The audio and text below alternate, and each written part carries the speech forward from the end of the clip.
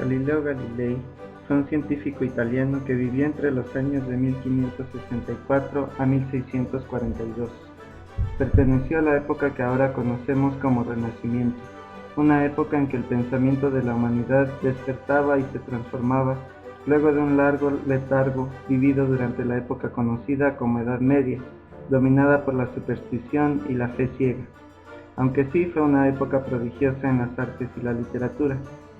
Durante el Renacimiento, los eruditos europeos comenzaron a redescubrir los textos filosóficos y científicos escritos por los antiguos griegos, de gran riqueza intelectual. Dichos textos se mantuvieron ocultos luego de que el cristianismo oficial los condenara y gran parte fueron destruidos. Sin embargo, algunos fueron rescatados y conservados por otra gran cultura, los árabes. La lectura de estos textos dio pie a que los pensadores del Renacimiento postularan teorías y formas de pensar contrarias a las creencias de su época. En lo que a pensamiento científico se refiere, para la fecha en que Galileo nació, el filósofo Descartes habría sentado ya las bases de una nueva forma de adquirir conocimientos en base a la observación directa de los fenómenos. Continuaría esta idea elaborando siempre sus explicaciones a partir de la comprobación de experimentos. También para esta época, el canónigo polaco Nicolás Copérnico había postulado ya su teoría heliocéntrica, afirmando que la Tierra no era el centro del universo, como todos creían, sino que era el Sol el que estaba en el centro y los planetas giraban alrededor.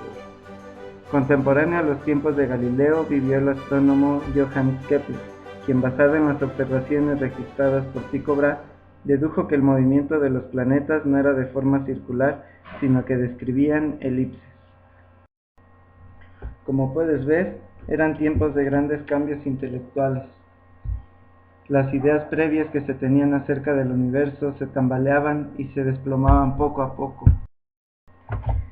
Galileo nació en una familia poco acomodada, cuyo padre, Vicente Galilei, si bien no tenía dinero, sí poseía mucha cultura, que seguramente absorbió el pequeño Galileo.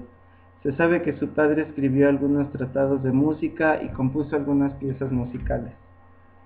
El deseo del padre de Galileo era que su hijo fuera mercader. Lo inscribió en la escuela jesuita del monasterio de Vallombrosa, en Pisa, cerca de Florencia, Italia. Al poco tiempo reconocieron su talento y buscaron que obtuviera una beca en Pisa para estudiar medicina.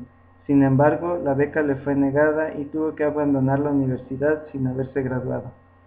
Continuó sus estudios por su cuenta y su curiosidad por entender el movimiento de los cuerpos le llevó a inventar una balanza hidrostática, invento que publicó en un pequeño manuscrito, que llegó a manos del marqués Guidobaldo del Monte, quien recomendó a Galileo a su cuñado, quien recomendó a Galileo a Fernando de Médici, duque de Toscana, quien nombró a Galileo profesor de la Universidad de Pisa, sí, la misma que 4 años antes le negara la beca.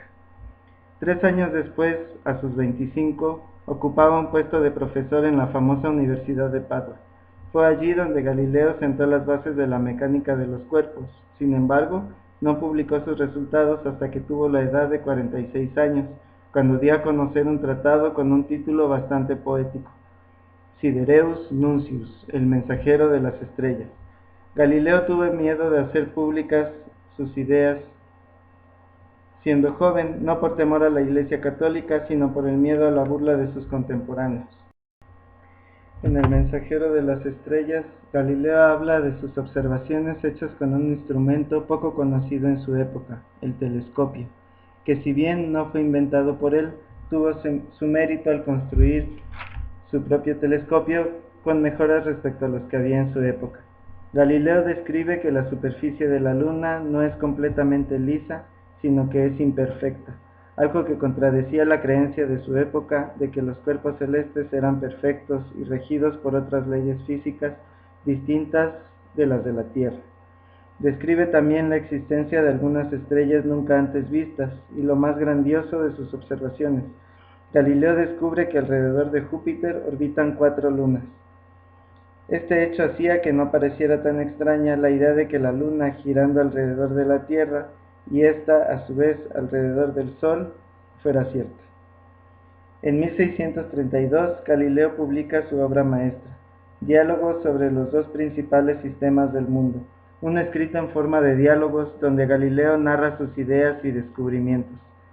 En el diálogo aparecen tres personajes: Simplicio, que defiende la forma antigua de ver el mundo; Salvatio, que expresa las ideas de Galileo; y Sagredo, que apoya siempre las ideas de Simplicio.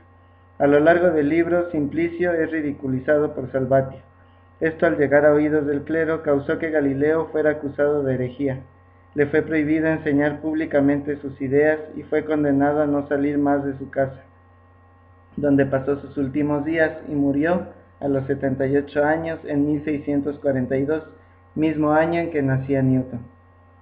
Cuenta la tradición que en el juicio contra Galileo, este se retractó públicamente de apoyar las ideas heliocéntricas, finalizando no obstante con una frase que lo convertiría en el gran rebelde de la ciencia. La frase es "e pur si muv", que significa "y sin embargo se mueve", aludiendo a que la Tierra no está fija en el centro del universo.